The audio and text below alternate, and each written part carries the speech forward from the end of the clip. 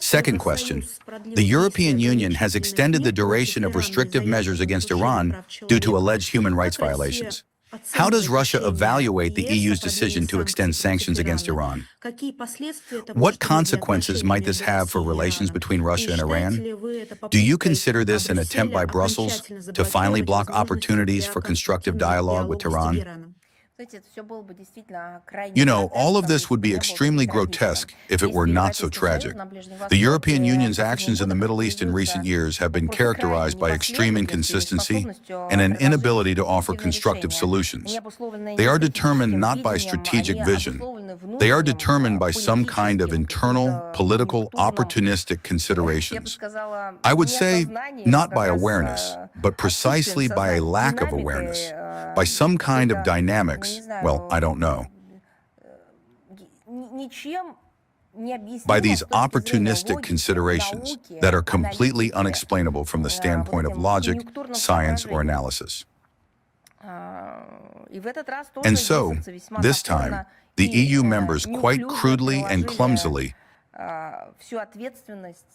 shifted all responsibility from those who are to blame for the entire situation onto those who became the victims. They had a hand in, well, I cannot say the settlement, though they call it a settlement.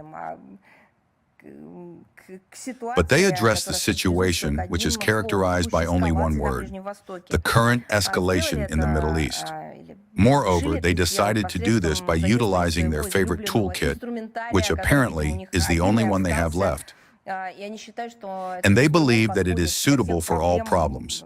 Unilateral restrictive measures, which are illegitimate from the point of view of international law and undermine the prerogatives of the UN Security Council.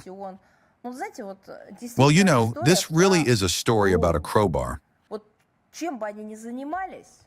No matter what they are engaged in, whether it be, I don't know,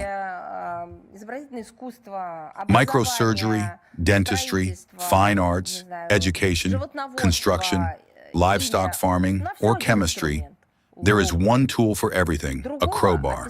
There simply is no other description. Sanctions pressure on sovereign states, I think everyone has already understood this, cannot become an alternative to diplomacy, cannot substitute for international law, and will certainly never lead to the normalization of the situation, in this case in the Middle East, but in other regions of the world as well. Such a reaction from Brussels, well, of course, once again confirms the destructive nature of its policy in the region, its biased attitude toward Tehran, and its desire to instrumentalize the topic of human rights protection. Well, what they have mastered best of all is the creation of a false agenda, covering up their own mistakes and crimes with talk that someone else is to blame for everything, but not them.